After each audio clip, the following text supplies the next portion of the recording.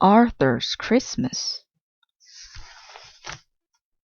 Arthur and D.W. had been in the drugstore a long time. "For heaven's sake," D.W. said, "this store is full of presents. Pick one and let's go." "It has to be just right," said Arthur. "I want Santa to like it." "Well, hurry up," said D.W. "I want to get home and see if Grandma's there and how many presents she brought me." At home, D.W. added 10 more things she wanted to her Christmas list and copied it over in red pencil. Arthur and D.W. cheered when they heard the car in the driveway. "Grandma, are there presents in there for me?" asked D.W. "Grandma, do you think Santa would like new mittens or gloves?" asked Arthur. "Whatever happened to 'Hello, I'm glad to see you'?" asked Grandma Thora. After dinner, everyone relaxed. "Look," said D.W. "I teached Killer a trick." "Taught," said Grandma. "You taught Killer a trick." But D.W. didn't hear. She had seen something on television to add to her list. "Arthur, what's the matter?" asked Grandma. "I haven't found the right gift for Santa," said Arthur. "Only 2 shopping days left," reminded D.W. The next day Arthur, D.W., and their friends went shopping. Killer went too.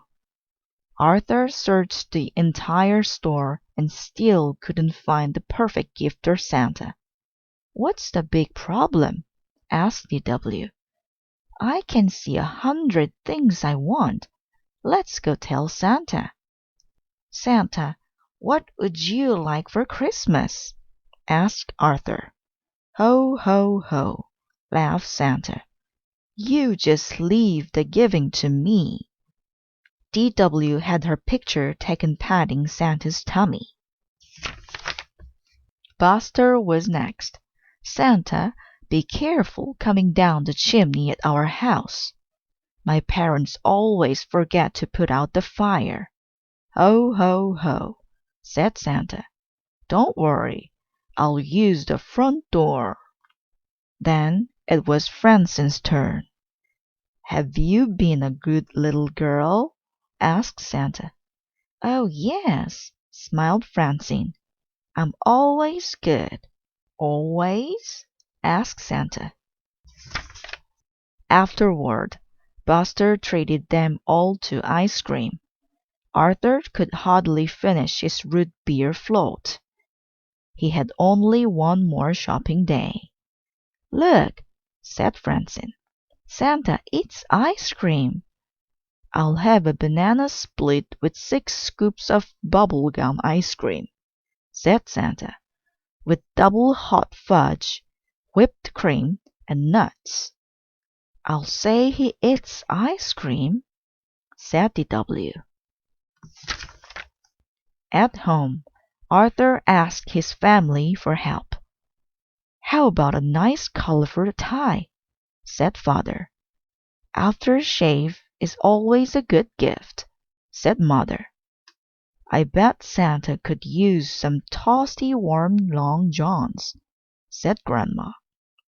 "Arthur, you're taking this shopping too seriously," said D.W. "Just do what I do. Get everyone the same thing." That afternoon, everyone was getting ready to go caroling. But Arthur didn't have time for Christmas carols. Time was running out. "Please come along," begged D.W. "I'll be the only kid. And besides, Mrs. Teeble always gives us a present and hot chocolate." Arthur went window shopping instead, hoping that would give him an idea for Santa's present. Santa was ho-ho-hoing and drinking a diet root beer at the car wash.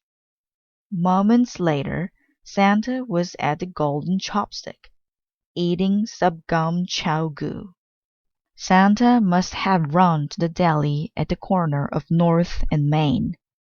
The waitress shouted Santa's order to the cook. Catch a fish, hit it with rye, and put a pair of shoes on it. Santa sure eats a lot, thought Arthur. Finally, Arthur went home. He hadn't seen a single thing in any of the store windows he thought Santa would like. Santa was on TV eating Papa Piper's pickled peppers. That's it, said Arthur. He started making his list. Arthur counted his money. "DW," he said in his sweetest voice. "Okay, how much do you need?" asked DW. "But only if you promise to stop being such a grouch." The next morning, Arthur gave DW half of his list. He took the other half.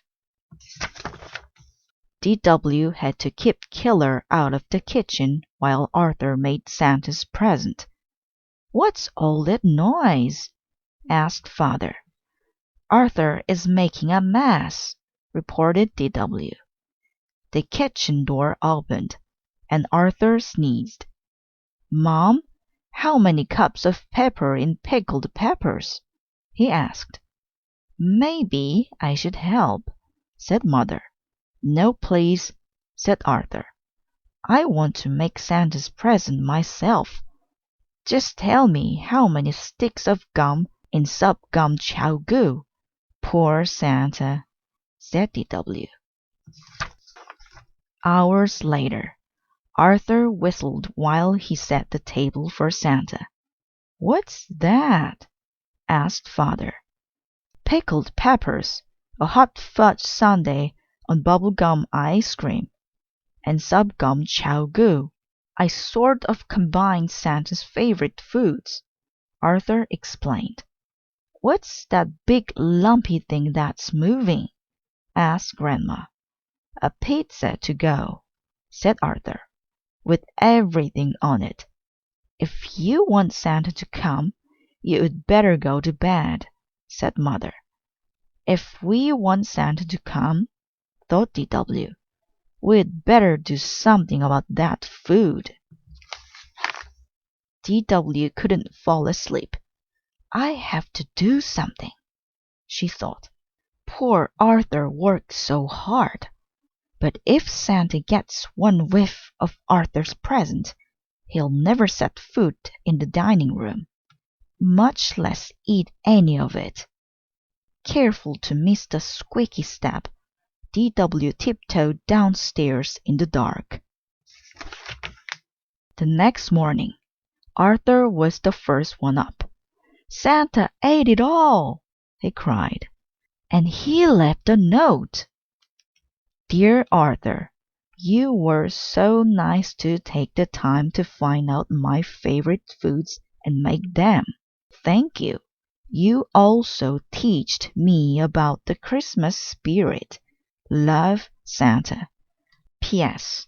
Aren't you lucky to have such a nice little sister?"